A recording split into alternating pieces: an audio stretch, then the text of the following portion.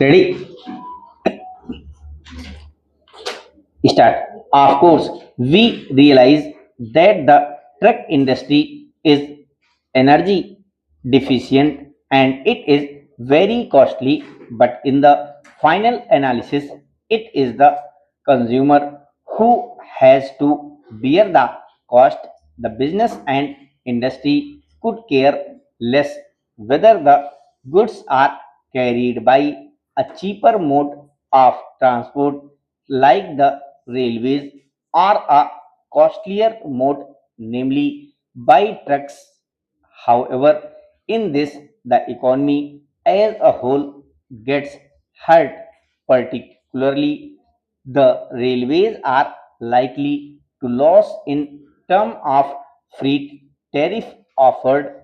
I see a reference made in the Honorable Minister's statement in regard to the thrust in the next plan. We realize that it would require more resources and more than that much more efficient management and support from the entire group of railway employees at all levels.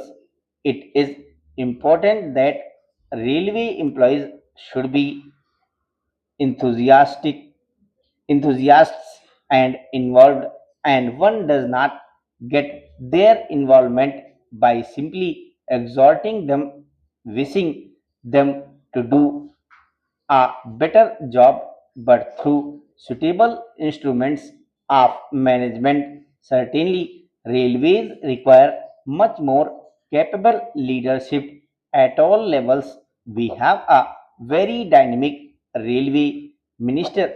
I have respect for individual members of the senior railway staff. Some of them are my friends, and some of them I know at a personal level, but the competitive world, you have not only to do a good job but continue to do it all the more in an improved way. Now, there are three aspects in the railway development program. As a passenger, we are interested in the new railway lines. Not only that, we are also interested to see that the railways promote the infrastructure to support development potential growth for the depressed areas. Laying of the new lines is very critical, but more than that, productivity of the current assets of the railways is also one of the critical detrimental detriments of the final efficiency of the railway system. Now, with regard to the new railway lines, I would like particularly to refer to the eastern region. Historically, railway lines were laid in the coal belt and some other areas primarily to provide links and support to the extractive industry.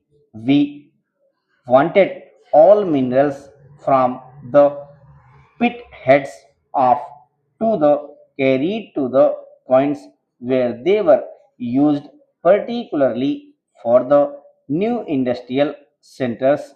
Coal, iron, or iron and steel remain even today one of the dominant segments of the freight carriage. So the density of railway lines in these two regions, particularly Bihar and West Bengal, has a historical origin. But if you look at the post-independent India, the per capita increase of railway track in that region has not been improved.